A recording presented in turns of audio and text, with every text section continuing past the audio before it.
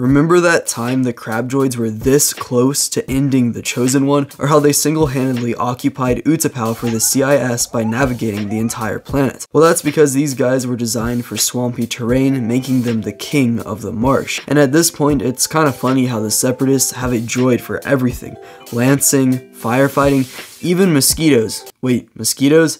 Okay, I'm not sure about that last one, but today I'll be talking about the LM-432 crab droid, which not only came in 2 different sizes apparently, but also had claws strong enough to punch through a gunship. Good thing those bugs can't aim. The crab droid, or muckraker as it was called, had 4 or sometimes 6 legs, and while its standard variant was 1.49 meters or 4 feet and 11 inches long, there was also a larger model made. But the big use of these gentlemen was how they were specialized in navigating swampy environments, especially because their armored limbs provided stable walking while on uneven ground, and also teeth at the tips of the limbs on top of gripping prongs on the joints allowed them to climb or scale steep inclines, being able to climb up vertical surfaces and scuttle along the wall like a crab. While this isn't stated in canon, it's noted that their terrain covering abilities might have been primarily for allowing droids to follow their tracks to safely get around the hazardous areas of the galaxy. So basically, this droid was really great at getting around dangerous terrain, more so than other droids, and the face of this beast was made up of 3 red and glowing photoreceptors, as well as a communications antenna, both of which helped for giving information back to command regarding environmental data and the whereabouts of enemy troops. As far as weapons go, these guys had 2 forward-mounted belly cannons for threats at a long range, and also they of course use their forelegs to crush and cut clones down. As far as the laser goes, you can actually see them shooting at clones while in Utapau,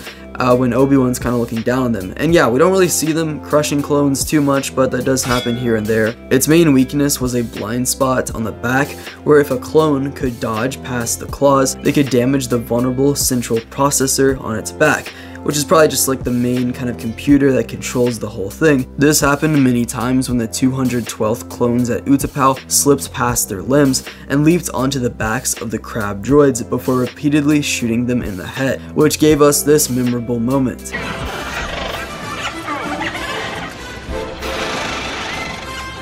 Oh, it's beautiful.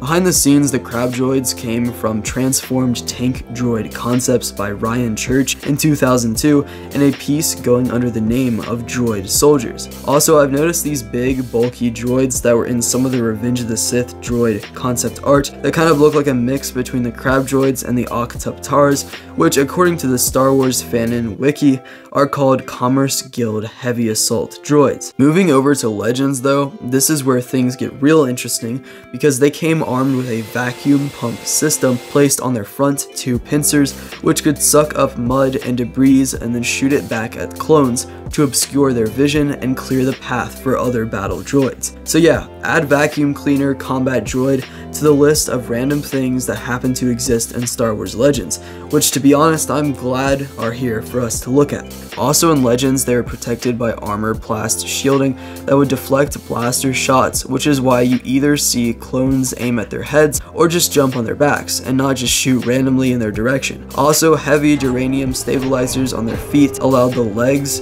to secure perches on materials as strong as bedrock. Again, they were really good at climbing on stuff, so that does seem to be their main purpose, but they were still very good in combat as well. Also, the Gungan Bubble Wart Projector was another weapon used by them, like on this ice planet from the 2003 Clone Wars, which shows Volvif, Mon, as well as Aegon Kohler and Aayla Secura being attacked on all sides by large crab droids, which trap them in these bubbles made of force fields, before Anakin would come in to save them all after cutting through one droid and throwing its leg into another, blowing it up too. This battle took place during the Outer Rim sieges, and even though the crab droids like the rest of the battle droids were deactivated after the Clone Wars ended, according to Legends, later on they were used by Vril Rakth, a Zabrak bounty hunter during the Battle of Nizan. Also, some were stolen in a factory and used as live fire at the Academy of Karida, and lastly, they were still used by the Empire for scouts and sentries,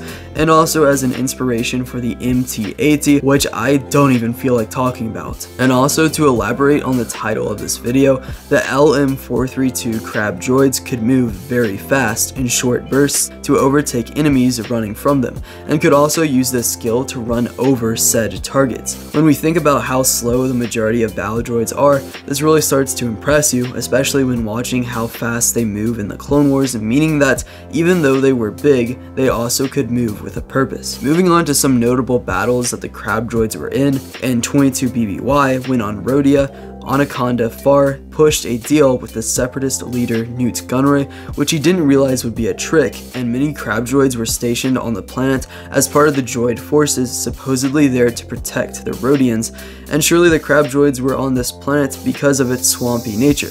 I mean, this planet was hot and humid and was covered by either water or swamp and jungle, making it prime territory for the crab droids. It is kind of cool with the Clone Wars. I feel like they probably just saw this was a swamp planet and then looked through kind of all the lore to find out which droid was good for said planet, which means that they did the research, which is cool if you ask me. In this event, however, when Padme, C-3PO, and Jar Jar Binks arrived for negotiations with Anaconda, Jar Jar and 3PO would stay behind at the hangar until they were attacked by battle droids, including a crab droid which charged at Jar Jar while firing its blaster cannon. With quick speed, this crab droid ran up to Binks and unintentionally flung the Gungan onto their back, and then tried to shake the Gungan off, but accidentally then falls into the water below, off the platform, almost taking Jar Jar Binks with them. Later at the Battle of Malastare, also in 22 BBY, crab droids, along with others like standard B-1 battle droids and dwarf spider droids,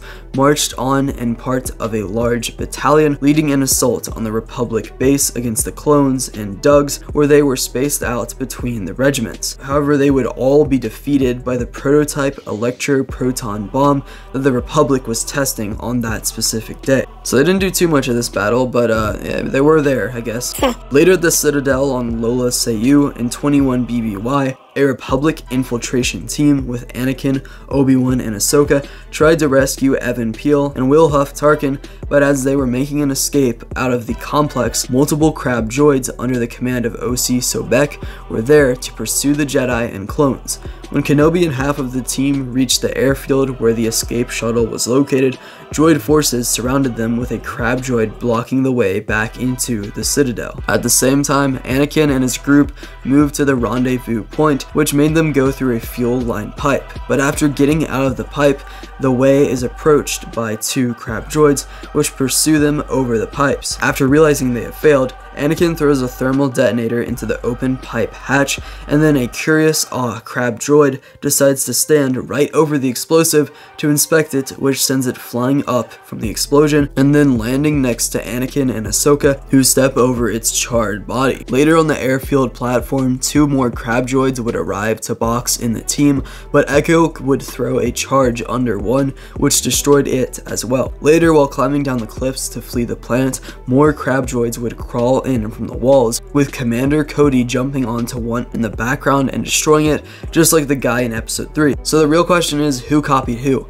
Was the guy here on this day and secretly a Cody fanboy? And then also, when are we getting a show about this guy? Also, R2's reprogrammed battle droids would briefly hold off these approaching crab droids until they were easily crushed by them. And this really does show you the power difference between B1s and crab droids. Evan Peel killed two of these guys later, one by cutting off 3 of its legs and then stabbing it in the eye, and the other by running underneath the crab droid with his lightsaber turned on. As the team was saved by a gunship, 24 more crab droids flooded over the edge of the rocks, which could have easily killed them all if not for the reinforcements arriving. The last notable battle the crab droids were deployed at is the Battle of Utapau, where they actually used the 6-legged versions here that fought against the 212th clones and also some Pau'an warriors. In this scene, we see a mass of them charging up to some clones below, killing them all, and also a 212th clone shoots one in the head from a distance, which flings its legs up in pain. That is if droids could feel.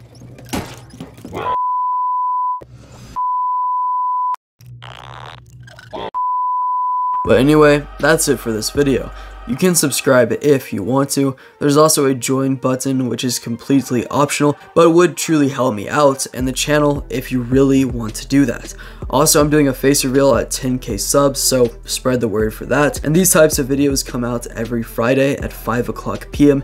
Eastern Standard Time, and I also post shorts on Saturday. But yeah, see ya.